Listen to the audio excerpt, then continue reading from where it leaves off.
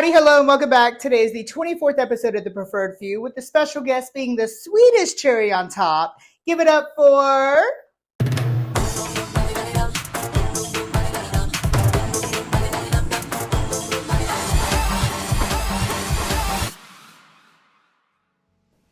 Cherry, oh Cherry, how are you? Good, how are you? I'm good. We're in this high horgeesh. We got, listen, we were supposed to go for tiger, but I don't know what tiger is, and I'm pointing at myself because I don't know what tiger is, and it was cheetah. So what we did instead was tiger and zebra, you know, the prey and... Wait, the predator and the prey. Come on, use your words. You got predator. It. I'm telling you, Alabama education. I'm telling you. Anyway, so we made it a moment. You went with gold. I went with white. We did a matching little belt, though. See? Yeah. I'm on Amazon. Look at us. Anyways, I don't shop on Amazon.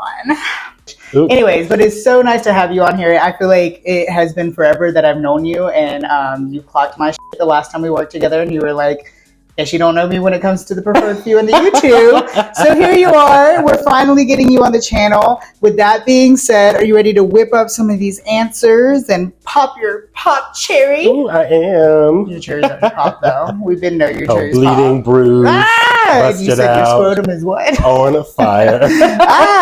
So for those who don't know, you are like the big dog, or shall I say the big kitty, of the Columbus, Georgia area. Were you born and raised in Columbus, Georgia? I was not. I was born in Virginia, actually, Norfolk, Virginia. Virginia? Yes, ma'am. When did you move to Columbus? I moved to Columbus in high school. Okay. Which was the early 2000s. Yeah, so I grew up in Virginia, moved around a lot, came to Columbus in high school,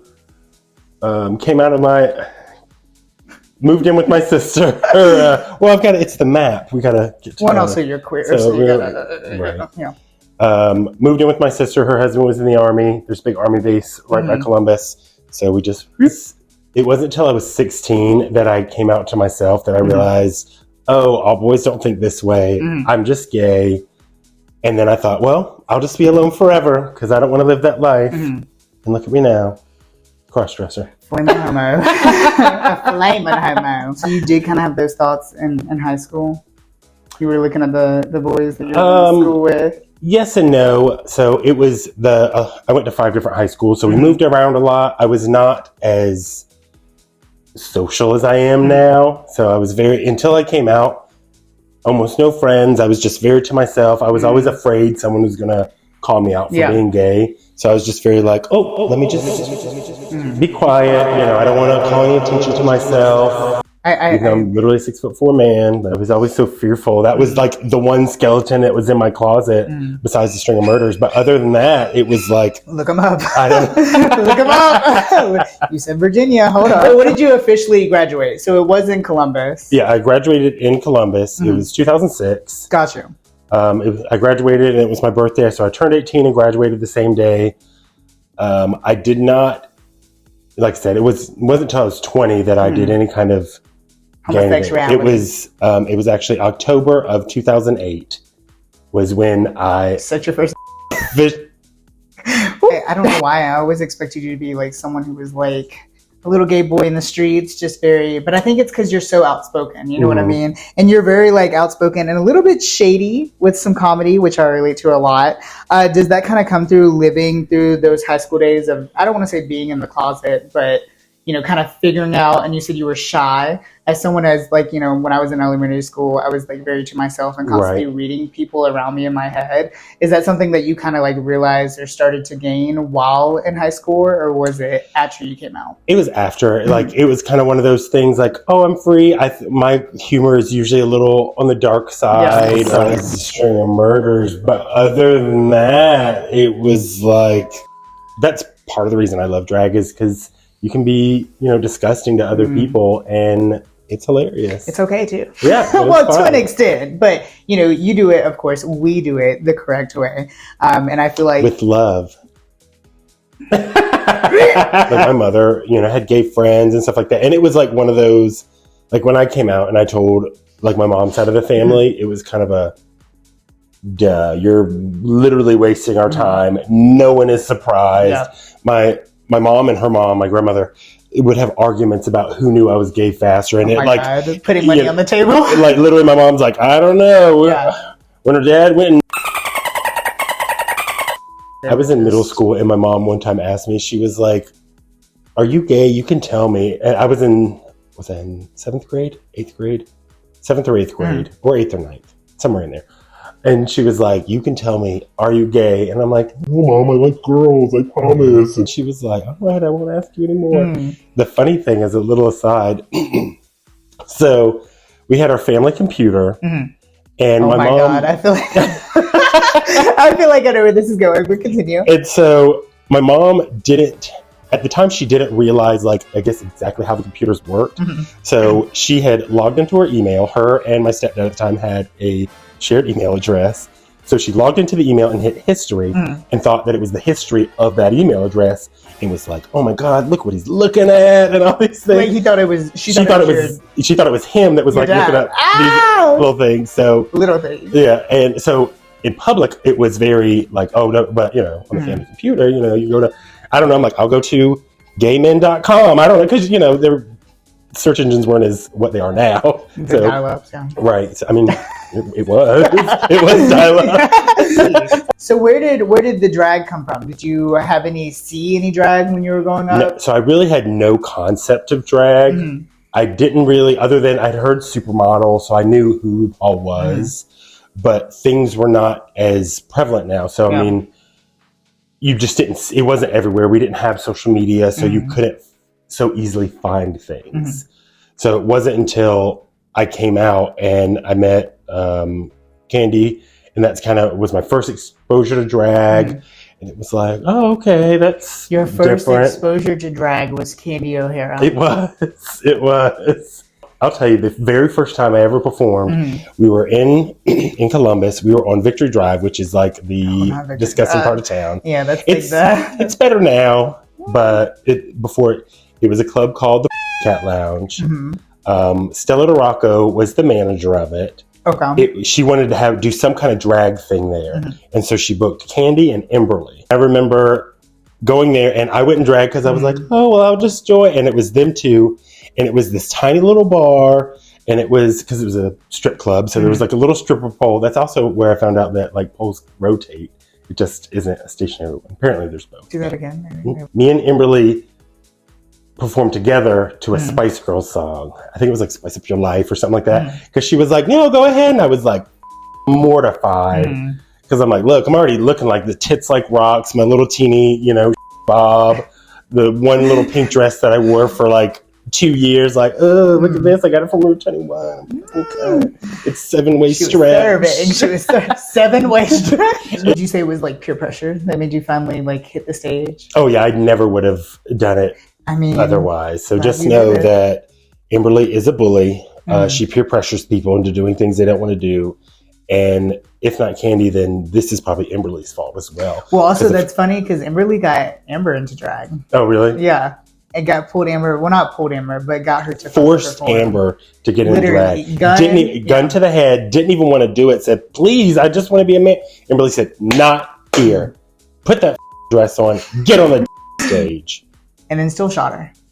Still. And literally turned around as when we were filming this, literally last weekend, whipped her on the patch. So I guess that was the revenge, mama. I guess that was the revenge. At the young age of 22 that you currently are, how long would you say you've now been in the drag game? About 15 years?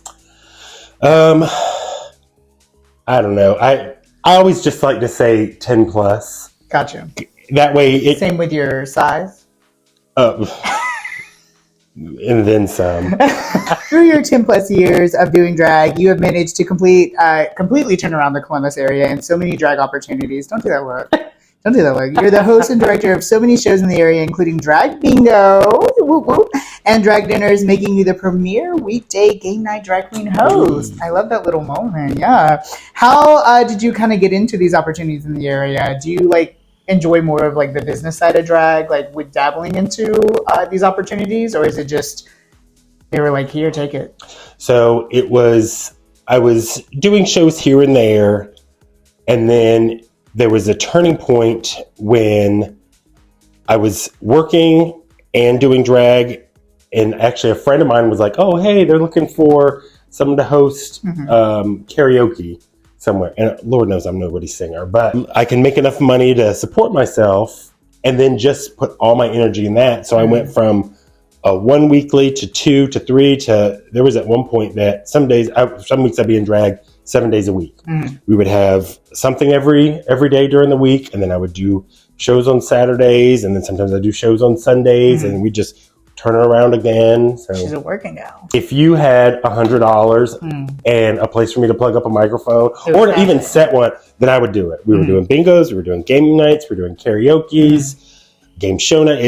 It was whatever. I didn't start off as good on the mic. It was one of those. It was mainly because Candy was known as an MC and a host, so it was kind of, well, I'm not going to be outdone on doing that. I already can't dance, so the only other thing you can do is be pretty or funny. And so I thought, ooh, well, I'll get 2 of the things because obviously stunning. Yeah. You have this like face tune where I look like a gargoyle. I don't know what picture I'm putting. But you do have that professionalism and that drive for the business of drag. And I think that's kind of what drew me in when I first worked with you. Do you remember the first time we worked together? I'm assuming it was a show with, was it at Legends? I honestly don't remember. That's why I was asking. No. I don't know. I think it was at Giovanni's. I think you were co-hosting. Was that the first time? Oh, we didn't know each other before that? Maybe. Okay, well, maybe it was Giovanna's. I don't remember. I really don't. But I remember the first time you had booked me and worked together was at Outskirts. Yeah, that would have been Outskirts. And that was, we had because that was the first show that I was over was the Outskirts show. And that was also when I was called Candy Jr. We still call you that. Anyways, I do remember the first time I worked with you, immediately I thought Jackie Beat. Have you ever done that before? No, I've not. Really? I think because she does a lot of song parodies and... You don't do that. Speaking of Jackie Beat, though, you remind me of so much, and I will never forget that. Your drag, especially when hosting, is very campy and fun, but it's also very theatrical and serious when you're performing, which I love. Do you have a drag style that you find yourself doing a lot of or that you relate to? So my preferred song is a slow lyric, but a fast beat. Okay. So that way it sounds dancey, but I perform to the lyrics. So that way, you sit in a gown, you do nothing. Like, do you relate with campy though? Oh yeah. So the big thing with drag for me is I want everyone to have fun. I think, of course, drag is political, and so I want to be visually there. So that way, if I'm there, other people feel safe. I mean, I'm in hair and heels. I'm like 7 foot. I'm loud. You know, you're going to see me when I'm there. And then that means if someone else wants to be there, they can be there and feel safe by I'm there. Has your drag like persona or like style changed since you started doing drag, or has it kind of flatlined? I will say not flatlined. As I've gone on, I've cared less about just the visual, because when you first start drag, it's I want to be beautiful and I want people to think I'm a woman. So you kind of like lean towards like just dabbling in all I guess you would say styles and personas of drag. Right. I mean, I do like a very classic, sensationalized, womanly figure. Yeah. Is this not sensational, ma'am? Oh, it's giving the ooh It is giving the moment. Is that what it is? So, but that's kind of my aesthetic. Is I always want to look glamorous, even if it's like throwing in a little silliness. I don't mind looking ugly. Yeah. I think a lot of the campiness comes with your hosting, which makes a lot of sense. And we kind of talked off camera, you kind of like to constantly evolve and, change with your makeup and stuff. And I've seen like, I don't want to say like you evolve, but I feel like the first time I met you versus now, like you're such like a glamazon. You're a glamazon ready for the runway. You weren't. I mean, what are you trying to say? Anyway, so you also create a lot of your drag, which I love. Does that kind of help with the process of like constantly changing things, like constantly being able to create things? Well, I know we mentioned you're a broke. That's why you sew, and I relate a lot with that. It's not so much that it's not that I'm broke; it's that I'm stingy. Even if the hem looks a little busted, it's it's still mine. It's something that I made. There's a filter. It's okay. Right. The only thing that I cannot is hair. I have no aptitude for it. So the rule is... You did this, though? No. Oh. No, I did not. So the rule is... my best friend Lewis does my hair. The rule is if it looks good, he did it. Mm-hmm. If it does not look good, then he probably had done it before and I just didn't take care of it. Have you always been like a do a lot of yourself for your drag queen or yeah. a lot of yourself drag queen? I guess that makes sense. I've always... You create a lot of stuff. For a lot of it. I mean, there's some things, like there's like gowns and stuff I have, and I just don't have either the patience or the aptitude really to do it. Like I can sew. I don't enjoy sewing, but I can. Yeah.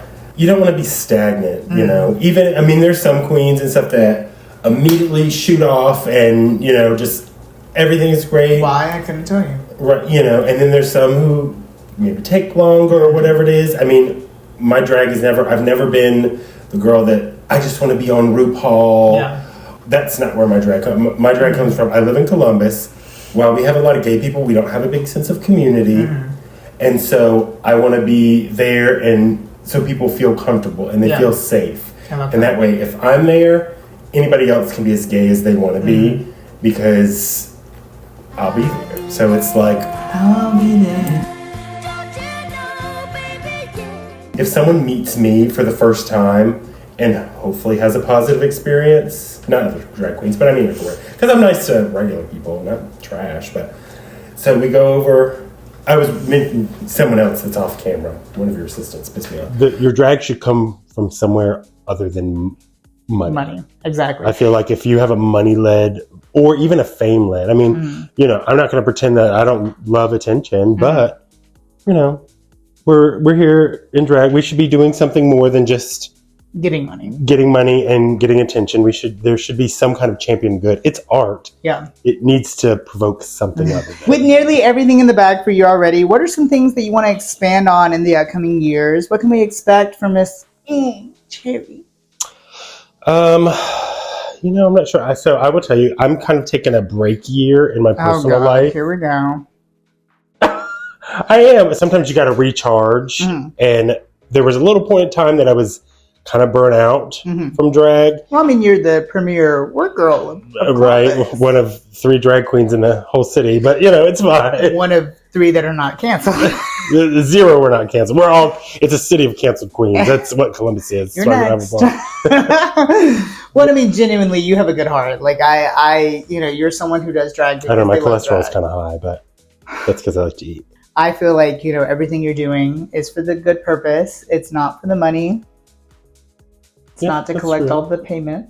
That's true. All the door fees and not pay the queens. Anyways, but with all of those exciting things to look forward to, it's time to make this dumb with a segment I'd like to call Dumb and Quick. Hey, I'm both of those things. I know. Well, not quick. I'm one of those things. Well, you're a bottom. You can't be quick as a bottom. Who's a bottom? Anyways, you'll have 6 questions. I'm a side. But anyways, you'll have 6 questions with 9 seconds each to answer them. Get it? Oh, okay. There you go. Yeah. Anyways, if you cannot answer them within the allotted time, an embarrassing photo will appear of you on the screen, and you won't know the photo because it'll be edited in. Well, literally, it's almost. I was about to say they're all going to be in there, so it's going to be hard. But you know, anyways, are you ready? I'm ready. Question number 1: go-to cocktail of choice. Vodka soda. I was about to say, I already found that out. Oh yeah, it's vodka soda because if you get a little too tipsy, I know I was going to go over the 9 seconds, but you can just put more soda water in there and not continue to drink. Okay, so with that being said, I know you don't really care, but do you have a very vodka of choice? I know you don't care. If you they were like, you know, it's your last meal, you're about to die because you did that Jeffrey Dahmer mix. What is the vodka you would like? What would it be? I don't know. I will say I had a Deep Eddy Lime that was hot. Deep Eddy is a brand of vodka, and their lime is a fruit, and it's flavored like that. I don't know how far vodka comes from potatoes. Vodka comes from potatoes? Yeah, not all of it, but mostly. You can also make it from corn and stuff, but did you not know this? Oh my god. Anyways, girl had potatoes right there. Question number 2, drag dinners or drag bingos? I have to say drag bingos, even though I love drag dinners, but drag dinners are more work. Yeah, even though drag dinners are more fun usually. but I could pull a bingo together. I could do a bingo now. Amber, pull out the balls. We're doing bingo. But no, I mean, I get it though, because you're also like, you're known, whether you want to admit it or not, you'll admit it. You're known for your hosting. That's where your true. Yeah, it's the one thing I can do. Let's do a dance number. Anyways, not that. So that makes sense. You dance and I'll comment. There we go. I'll do a little tap number. But I mean, all you have to do is hold balls and talk, and you're amazing at that. I don't even do that. I have an app on my phone. I just keep hitting it. That's horrible. Yeah, I couldn't even do the balls. Question number 3. Favorite Jackie B cover song? That's not a cover song of Jackie Beats. 3 seconds remain. I don't know. What cover songs do? My favorite song is that I invented that, but it's not a cover song. Okay, we'll count that. Okay, good. Because there's so many embarrassing pictures that have already been in this video, so it's like. I think we'll just count it. Question number 4: go-to song to perform. Is this going to be a thing that I'm going to get canceled? Oh, okay. Well, I'll tell you. It was actually I could do it again now. It was during Trump's first term. Sorry. Mm-hmm. I used to do Barbie Girl, and I had a little fake Trump mask or whatever, because if you listen, it does sound kind of predatory in the song. Yeah. So it's, come on, Barbie, let's go party. And so I would do the little Trump thing. That was I wore that number out. To the grave. Loved it. You're going to get canceled. That's fine. I already live in Columbus. What are you going to do? Send me to Casita? To Hoover? Phoenix City. Speaking of, question number 5, Columbus, Georgia or Phoenix City, Alabama? Oh, Columbus, Georgia for sure. No contest at all. You got the Piggly Wiggly and you got Dear Bodies. We got Piggly Wigglies in Georgia? Yeah, but they're not as good. I wouldn't know. I don't shop there. I shop at Publix. And Fresh Market. Oh, and you want to talk about the preferred money. Oh, I never said the Cherry Baked roll was not good. That's what the O it's not, for. But... The O stands for zero. The O stands for overdraft. Question number 6, cherries or candies? Cherries, 100%. Do you like chocolate, or do you like chocolate covered cherries? I do. And lastly, where can they follow you? I am on Facebook and Instagram mostly. I have a Snapchat, but that's pretty much only available for DL men on Grindr and Sniffies. And follow her on Grindr and Sniffies. Yeah, you can follow me there. You'll probably see this face. No, you won't see this face. You'll see the body, not this body. Oh, she brings the body. You'll see a body. The body. Yeah. Is it giving like chest for profile or? Oh no, it's giving like, oh, shouldn't you shave that? Oops, sorry, I haven't had a lot of time. It's giving like paint the tray.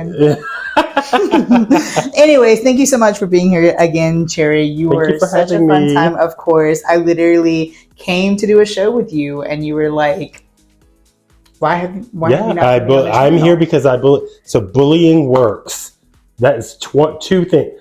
I bullied you. I'm here. Emberly bullied me. I'm here. Since the days I've started doing drag, I've went, to Columbus. I've always been so accepting. Maybe not the people who first welcomed me into Columbus, but then I met you, and I'm here. So I'm very thankful for that. But also, genuinely, every time I've worked with you, every time you book me, you've, as mentioned, made a very comfortable space, and so I very much so appreciate it. And also, you give me that good taste of old school drag that I always love and adore, and I don't get a lot of here in the Birmingham area, besides with Amber, because we can be shady. I was like, because everyone's young here. I know, and everyone's also like, if you shade, you get sent to prison. Well, Columbus is prison. That's true. I mean, when you live in prison, you don't have to go. Maybe that's why I don't get booked here. And I only get booked in Columbus and Huntsville.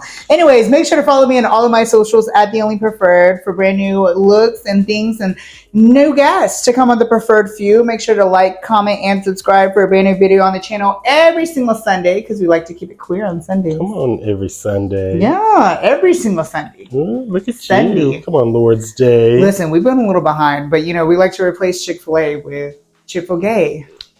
And slay.